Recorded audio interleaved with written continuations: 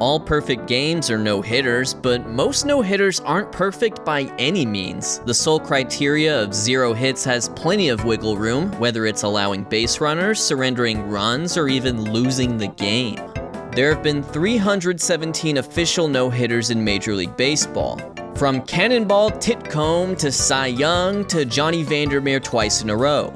From Don Larson's perfecto in the World Series, to Nolan Ryan's record 7th, to the most recent no-no, a combined effort by the Houston Astros last June. Wait, hold up, they just threw one in the World Series. But no-hitters aren't all created equal. Their quality can vary, which is why we'll be taking a look at some of the worst no-hitters, starting with perhaps the most infamous one, which was thrown on June 12, 1970 by Pirates pitcher Dock Ellis.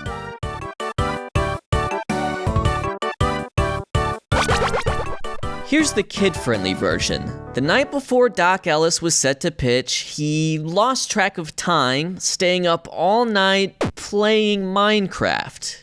Yeah, Minecraft. As he took the mound in his sleepless delirium, the lines between the real world and the Minecraft world began to blur. The environment around him was suddenly deconstructed into textured building blocks, and the baseball in his hand turned into a cube and started hissing at him. The truth is that he faced the San Diego Padres under the influence of a substance that might have appeared as his name in the box score, LSD. Well, people say that, but I don't know any box score that writes names like this. It's a story that has transcended baseball and grown in popularity over the years. In fact, Ellis didn't speak publicly on the psychedelic aspect of his 1970 no-no until 1984. With no broadcast footage to comb through, filmmaker James Blagden created an animated short in 2009 with interview audio from Ellis. 5 years later, a full-length documentary on Ellis titled No No was released, which was able to recover a few clips from the LSD no-hitter. One time I covered first base, and I caught the ball, and I tagged the base all in one motion. I said, oh, I just made a touchdown. Now, I can't personally comment on the substance in question because drugs are worthless compared to the high of finding fun little baseball stats. Speaking of stats, Ellis was understandably wild given the circumstances. He walked 8 Padres and hit another, so yes, he did throw a no-hitter, but he also averaged 1 base runner per inning.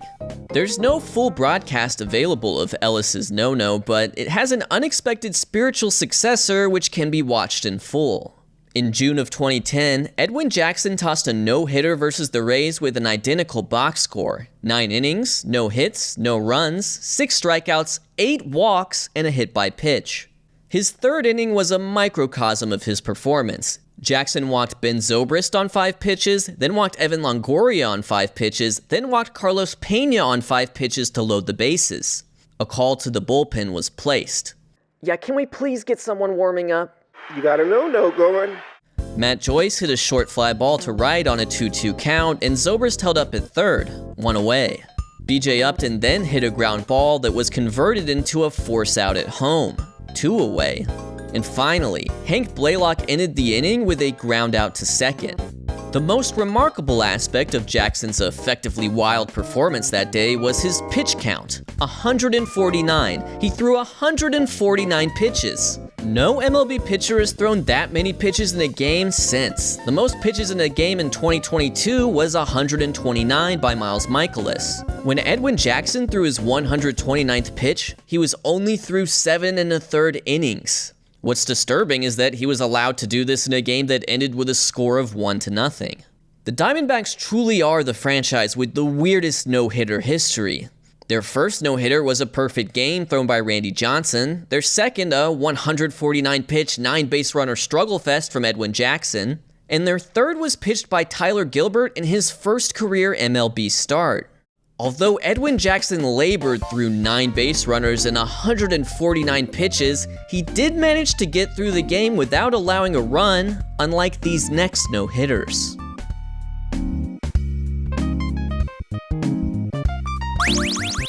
In 1914, Ed Lafitte accomplished quite the feat when he allowed not 1, but 2 runs in a no-hitter. It was a matchup between the Kansas City Packers and Brooklyn Tip-Tops of the short-lived Federal League. The Akron Groomsmen were off that day. After Lafitte loaded the bases with 2 walks and a hit by pitch, Packers third baseman Tex Wisterzill let a ground ball get past him for an error, scoring a run. In the 9th, he surrendered another run on a fielder's choice as the Packers won 6-2. It was Lafitte's first no-hitter in a recognized major league, but not the first no-hitter of his professional career. In 1909, he surrendered 0 hits in a 2-0 loss to the Jersey City Skeeters of the Eastern League. His Federal League no-hitter has a game score of 77, by far the worst of any single-handed no-hitter, but his team did win. The same can't be said for Ken Johnson. In the 9th inning of a scoreless ball game between the Houston Colt 45s and Cincinnati Reds, he committed a throwing error after Pete Rose bunted, allowing him to reach second safely. A sacrifice moved Rose to third, and an error by the usually sure-handed second baseman Nellie Fox allowed Rose to score. Johnson retired Frank Robinson to end the inning, but his Colt 45s ended up losing 1-0. To this day, it's the only officially recognized no-hitter loss thrown by just one pitcher. As bad as that sounds, it's still more impressive than a combined no-hit loser. In a 1967 meeting between the Tigers and Orioles, Baltimore pitcher Steve Barber surrendered 2 walks to start the 9th inning, followed by a sac bunt. A 2-out wild pitch allowed the runner on third to score, tying the game at 1-1. After a walk, Barber was removed from the game, and reliever Stu Miller allowed another run on an error. The Orioles lost despite the no-hitter, and Steve Barber couldn't even finish the job. This was also the most base runners allowed in any no-hitter. The Tigers had a .333 on-base percentage in this game.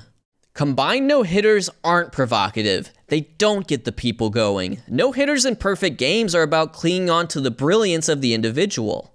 The most pitchers used in a no-hitter is 6, first accomplished by the Houston Astros in 2003 after Roy Oswalt pitched 1 inning and didn't return due to injury. What ensued was a proto-bullpen game, and because the Astros bullpen featured the likes of Brad Lidge, Octavio Dotel, and Billy Wagner, they dominated to the tune of 13 strikeouts and no hits. In fact, Dotel struck out 4 batters in his 1 inning of work. The 2012 Mariners also had a 6-pitcher no-no in a game started by Kevin Millwood. Holy cow, is that Lucas Litke?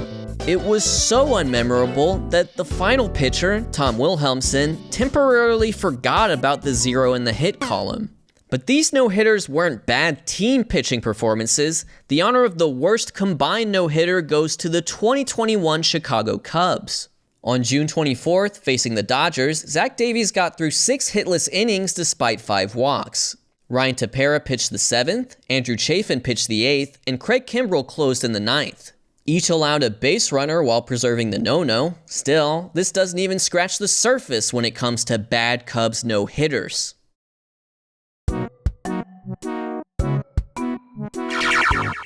The year was 1969. The man was Ken Holtzman. He threw a no-hitter versus the Braves while only allowing 3 base runners, a perfectly respectable performance. But there was another curious little 0 in the box score: 0 strikeouts. It's not the only 0 strikeout no-hitter in MLB history, but it is the only such game in the integration era. Ken Holtzman's BABIP no-no proved that whiffs are for suckers, is a new sentence I just said.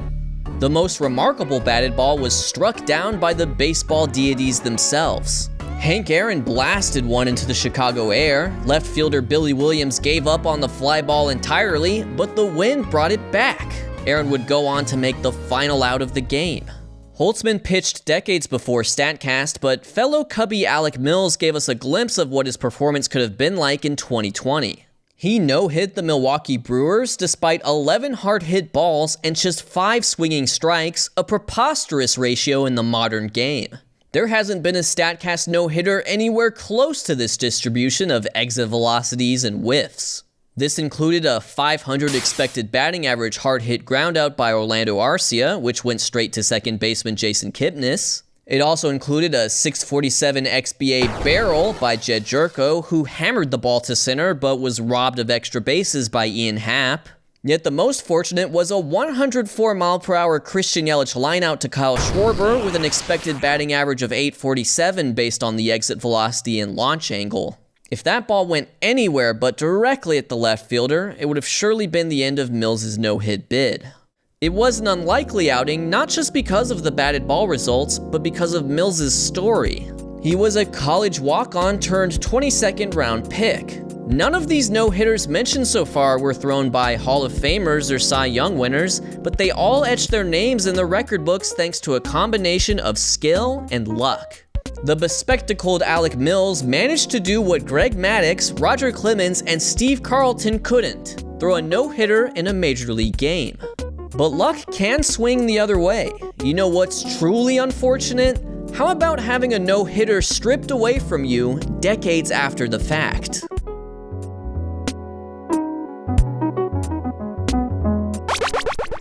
In September 1991, the Committee for Statistical Accuracy, chaired by then MLB Commissioner Fay Vincent, convened. Baseball's top minds were put to the task of answering once and for all, what's a no-hitter anyway? Their decision? Any pitching performance of 9 or more innings that ends with no hits allowed. It was filed under reasonable but not fun, right alongside the rule that says you can't run the bases in reverse order. This ruling stripped no-hitter status from 50 games, perhaps the most notable of which was pitched by Harvey Haddix in 1959. Facing the Milwaukee Braves, Harvey Haddix took a perfect game into the 13th inning. He lost the perfecto when Felix Mantilla reached base via error, and lost the no-no and game when Joe Adcock hit a walk-off double. Although Haddix pitched 12 perfect innings, he lost no-hitter status because the game didn't end with 0 hits allowed. To his credit, Haddix agreed with the decision. This also means the infamous Rich Hill game doesn't count as a no-hitter either, although it would have before 1991. Facing the Pirates in 2017, Hill took a perfect game into the 9th, which he lost via error, and a no-hitter into the 10th, which he lost via walk-off home run by Josh Harrison. The most recent unofficial no-no took place in May of 2022. Young fireballer Hunter Greene took the mound and was unhittable, but left the scoreless game through 7 1/3 innings after walking a couple Pirates and reaching 118 pitches. Art Warren entered the scene and loaded the bases by walking Ben Gamel. Then Ke'Bryan Hayes drove in the sole run after the Reds failed to convert a double play. Because they were the away team, they never got a chance to pitch that 9th inning, so they failed to reach the 1991 Statistical Committee definition of a no-hitter. The same happened to DeVern Hansack in 2006. As a 28-year-old rookie playing in just his second career big league game, he was masterful for 5 innings. In fact, he was perfect apart from a second inning walk. In the bottom of the 5th, Eric Hinske homered to give the Red Sox a 9-0 lead, but the game was soon called due to heavy rain. It was an official game, but an unofficial no-hitter. Or how about a game where 9 innings wasn't the intended regulation length? Madison Bumgarner no-hit the Braves in a COVID season doubleheader that was 7 innings by design. The saddest unofficial no-hitter took place on July 1st, 1990. Facing the White Sox, Yankees starter Andy Hawkins had a stellar performance through 7 innings, surrendering no hits and 3 walks. After 2 quick outs in the 8th, the baseball gods decided they didn't actually care for Andy Hawkins. Sammy Sosa reached base on what was at first thought to be a hit, but later clarified to be an E5. Then Hawkins proceeded to load the bases on 2 consecutive walks, but then again, he had 2 outs already. Robin Ventura came to the plate and hit a can of corn pop fly. It looked routine, but it wasn't. Hey, going back, Leyrich. Don't fall. Oh, he dropped the ball. You can see trouble all around. E7. The bases cleared and the Yankees suddenly trailed 3-0. The next at-bat only added insult to injury as Jesse Barfield committed an error that allowed a 4th run to score. Hawkins did eventually get the 3rd out of the inning, meaning he had thrown 8 hitless, but he'd also allowed 4 unearned runs. The Yankees failed to score in the top of the 9th, ending the game and cementing a hitless win for the White Sox. Hawkins had walked his fair share of batters, but should have gotten through 8 innings with the shutout intact if not for Jim Leyritz losing his battle with the sun. But the most important detail here is the timeline. Hawkins tossed 8 no-hit innings in 1990. It stood as an official no-hitter for a year before the 1991 Statistical Committee clarified themselves. Reflecting on the game's outcome, Hawkins summed it up better than any writer could dream of articulating. That's baseball. That's right.